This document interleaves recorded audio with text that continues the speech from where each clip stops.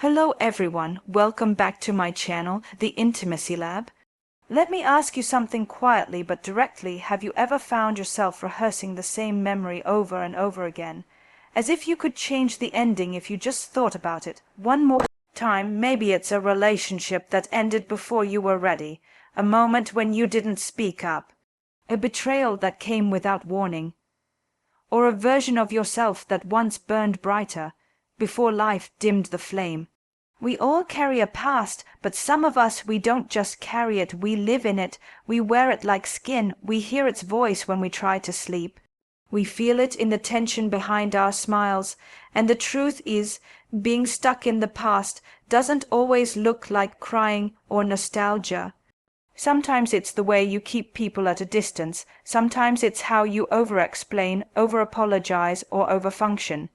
Sometimes it's silence, that heavy, quiet ache of something unresolved. In today's conversation, I want to speak to the part of you that still hopes for closure, but doesn't know where to begin.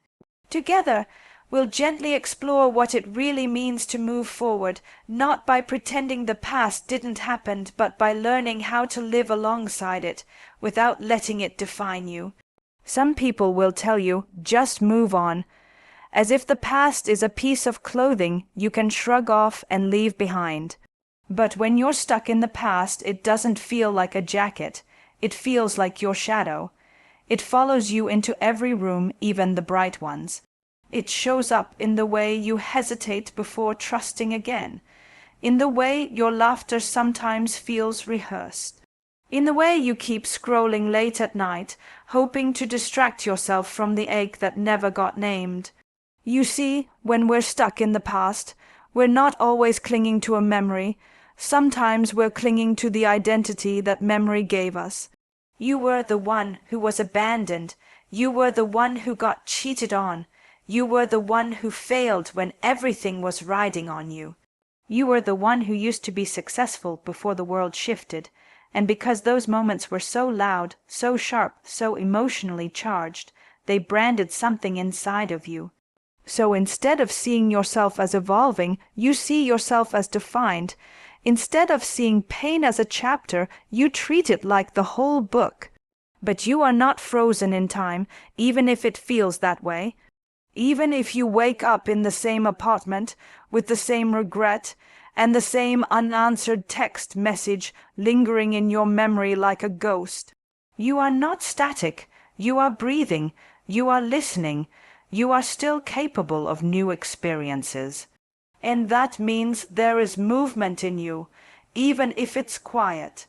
Now I want to share something with you, not as a therapist, not as an expert, but as someone who has sat across from many people year after year and witnessed the same ache wear different faces. And here's what I've learned. We don't get stuck in the past because of what happened. We get stuck because of what we believed about what happened. It's the meaning you made of the pain that becomes your prison. He left me, which must mean I wasn't enough. I lost my job, which must mean I'm a failure. She betrayed me, which must mean I can never trust anyone again. I couldn't save them, which must mean I'm broken. It's not the event that keeps replaying, it's the story we wrapped around it. And those stories, they're seductive, because even when they hurt, they offer us a kind of certainty. If I believe I was the problem, at least I understand why it happened. If I believe I'm not lovable, I won't get blindsided again. If I believe the world is dangerous, I can keep my guard up and feel safe. But here's the thing, that certainty is a cage dressed up like safety. It keeps you from risking joy. It keeps you from letting someone in.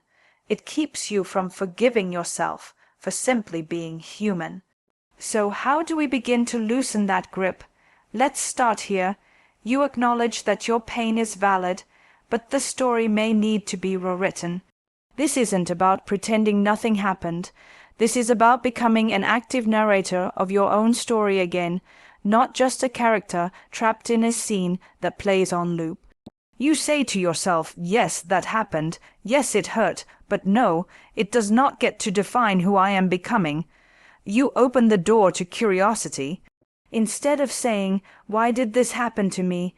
you ask, "What did this teach me about what I need, about what I long for, about what I want to protect moving forward?" When a man tells me he hasn't been able to move on from his divorce 5 years ago, I don't rush to fix him. I ask, "What part of yourself do you feel you left behind when that marriage ended?" Because often we're not just grieving a relationship or a moment. We're grieving a version of ourselves we loved, and we haven't yet figured out who we are without that role, that identity, that attachment. So it makes sense you revisit the past. You're not weak, you're searching. You're trying to gather pieces of yourself from a time you still don't fully understand. But here's the invitation, gently, lovingly. You do not have to live in a room that no longer holds furniture. You are allowed to feel nostalgia without letting it paralyze you. You are allowed to remember without reliving. You are allowed to honor the past without handing it the keys to your present. I want you to take a breath with me here. Slowly inhale and exhale that breath. It's a reminder that you exist in this moment, not in the photo you keep on your phone, not in the version of you that used to have everything together, not in the heartbreak that defined your 20s. You exist here, now, and right here there is possibility, not because the past disappears, but because you are choosing to show up in your life again. And that is courage. Let's stay here a little longer. When you begin to breathe into the present, even gently, you start to notice something strange. The world doesn't wait for you to be fully healed before offering you life again. The sun still rises. Someone still texts you just to check in. A stranger still holds the door open with a smile. Your body still craves laughter. Touch meaning, and yet so many of us feel like we must earn the right to feel joy again, as if we must prove to the past that we've suffered enough before we're allowed to let it go. But healing doesn't arrive when the past gives you permission. It arrives when you give yourself permission to stop holding your breath. Sometimes that looks like forgiving someone who will never apologize. Sometimes it means sitting with the memory that haunts you and no longer letting it speak for you. And sometimes healing begins by realizing you've already survived the worst part. Now you're just carrying the echo. But I understand letting go is not an intellectual decision. You can't will yourself to forget. You can't outthink grief. You can't tell your nervous system to relax just because your mind says you're fine now.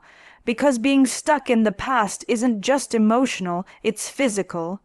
It lives in your stomach, your shoulders, your sleepless nights. It lives in the way your body tenses at the sound of a name or softens when you pass by a place you once called home. So if you've tried to move on and found yourself back in the same thoughts, the same fears, the same defenses, please know you're not broken. You're simply human, and being human means we learn through relationship, with ourselves, yes, but also with others. So here's something tender but vital. When we are stuck in the past, we often recreate it, not because we want to suffer, but because we are seeking resolution. You find yourself attracted to people who feel familiar.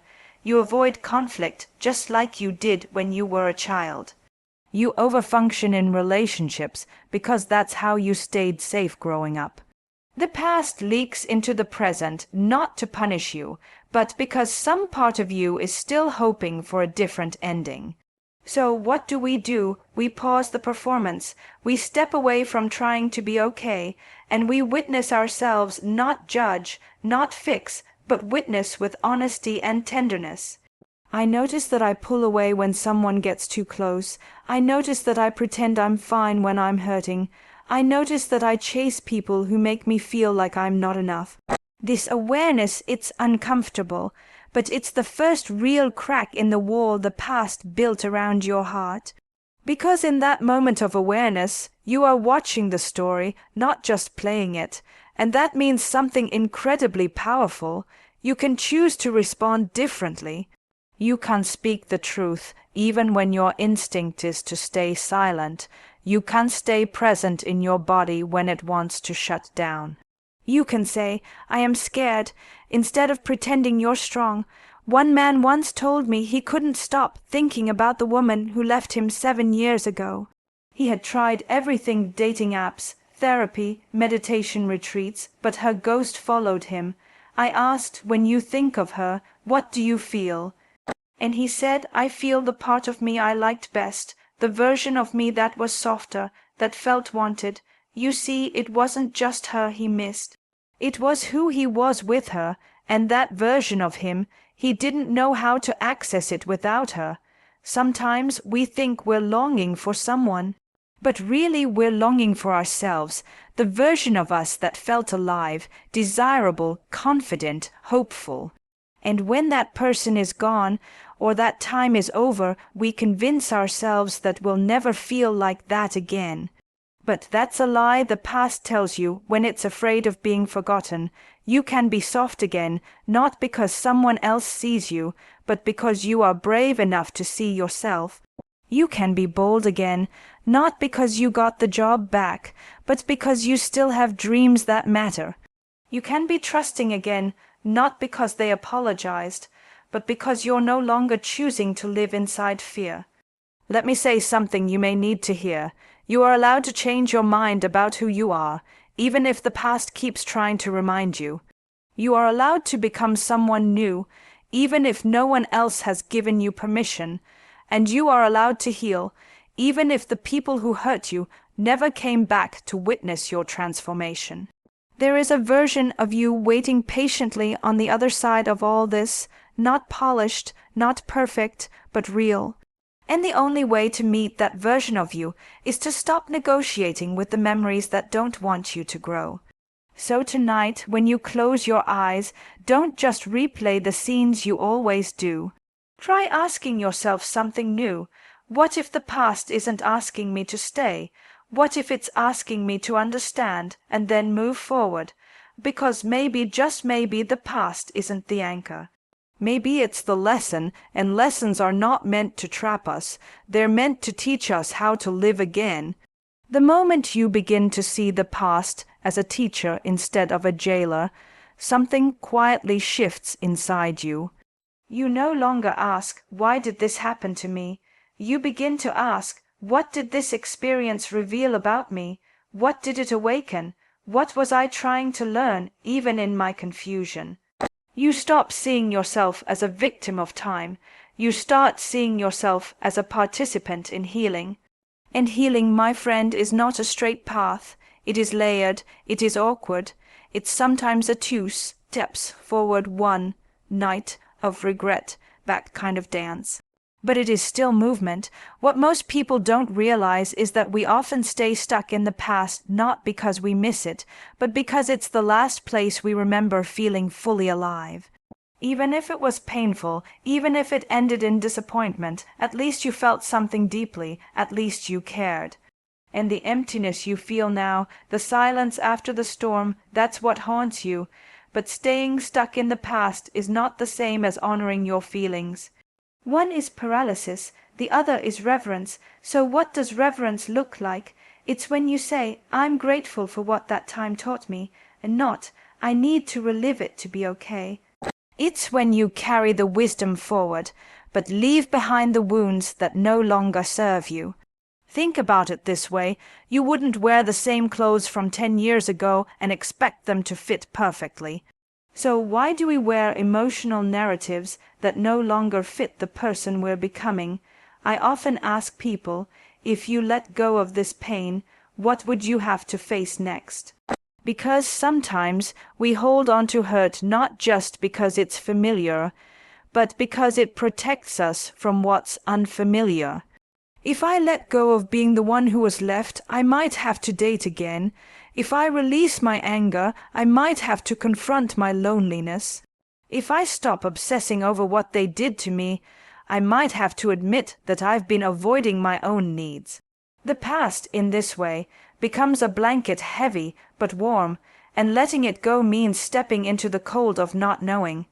But here's the truth, every meaningful life begins in the unknown. That's where desire is born, that's where creativity stirs.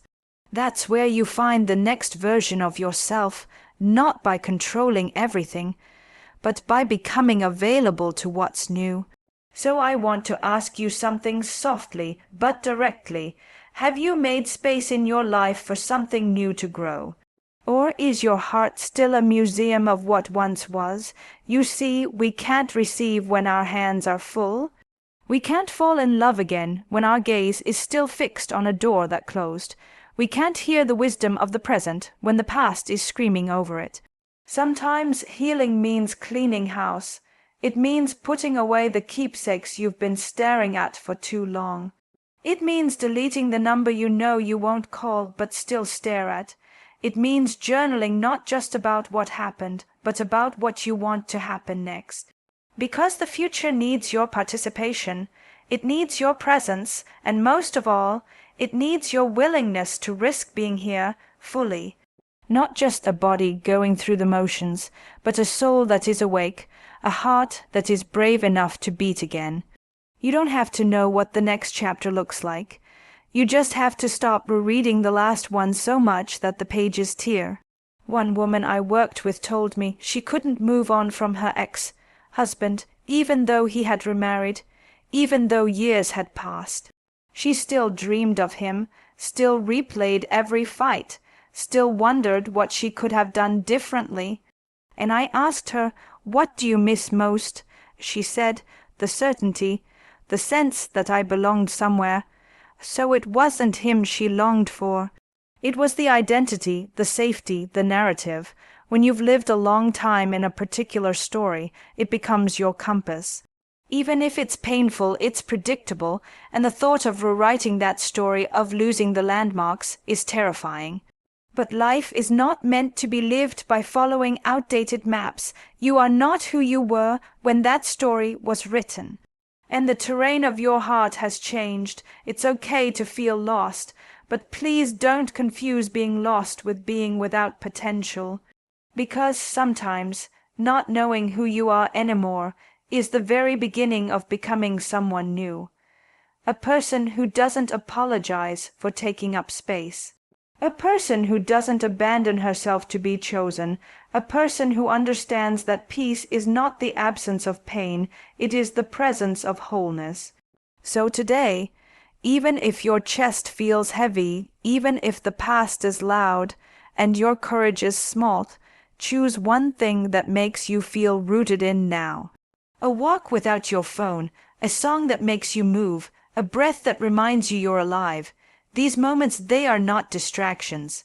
They are anchors, and every time you choose to be in the moment, instead of replaying the old ones, you are loosening the grip of the past. Not with force, but with love, because you deserve a life that feels lived, not just remembered. I want you to think about this. What if the healing isn't about forgetting, but about remembering yourself in a new way?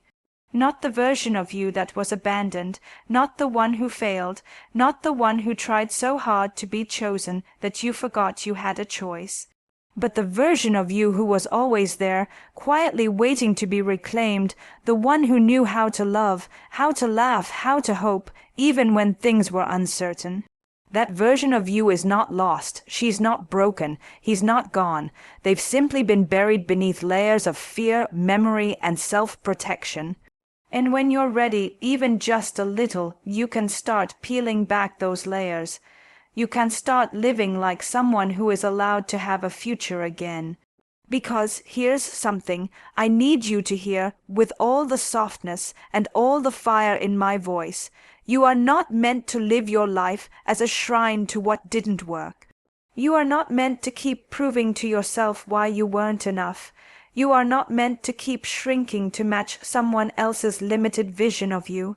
And you are not meant to stay loyal to a story that only ever taught you to suffer beautifully, but never to live boldly.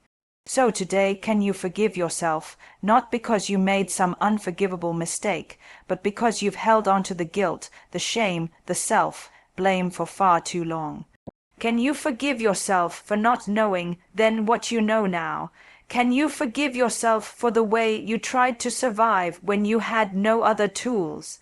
Because survival mode is not shameful, it's resourceful.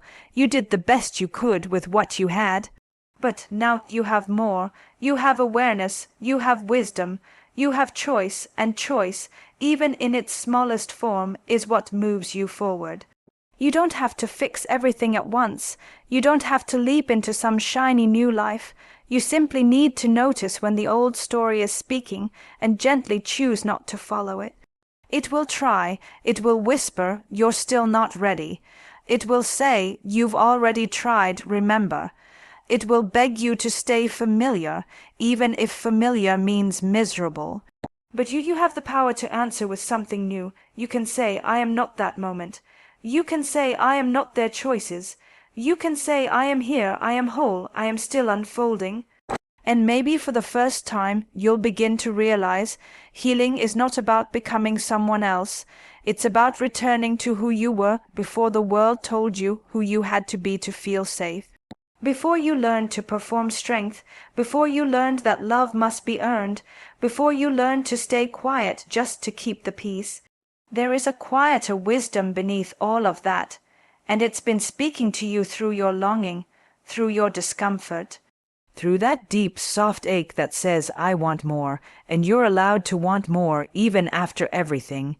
Even if the past was hard or beautiful or both, you're allowed to want joy, you're allowed to want softness.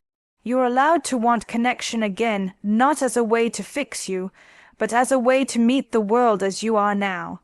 So what do you do when you're stuck in the past? You stop trying to erase it, you start listening to it. You give it a seat at the table, but you don't hand it the microphone. You say, "Yes, you shaped me, but you don't get to steer me." You treat your past self with compassion, but you don't keep dragging her behind you like a cautionary tale. You hold her hand and you bring her with you into this moment, and together you write something new. You create rituals that honor who you're becoming. Maybe that's journaling every morning. Maybe it's walking barefoot in the grass without needing a reason. Maybe it's calling someone just to hear their voice without explaining why you needed to. Small acts of presence, small acts of freedom, and with each act you plant a seed, a new story, a new identity, a new sense of home, not in a person or a place or a version of the past, but in yourself. And if no one ever told you this before, let me be the one. You deserve to feel at home inside your own life. Not haunted, not constantly apologizing for what you carry, not waiting for permission to exhale. You are here. You are whole and you are still writing, so write something that makes space for your joy. Write something that doesn't end in heartbreak. Write something that holds your complexity and still believes in your light, and if you're scared, good. That means you're alive, that means you care, that means you're on the edge of something real. Let the fear walk beside you. Let the past ride in the back seat, but don't you dare hand it the wheel. Now, if this conversation moved something inside you, even just a little, I want you to share your story in the comments. Tell me what you're ready to let go of. Tell me what version of you you're ready to meet again. And if this video offered you even a moment of clarity or comfort, I'd be grateful if you gave it a like and joined our growing circle by subscribing. This is the Intimacy Lab, and here we heal out loud because your past may have shaped you, but it's your presence that will set you free. So here's to letting go, and here's to everything you're about to reclaim.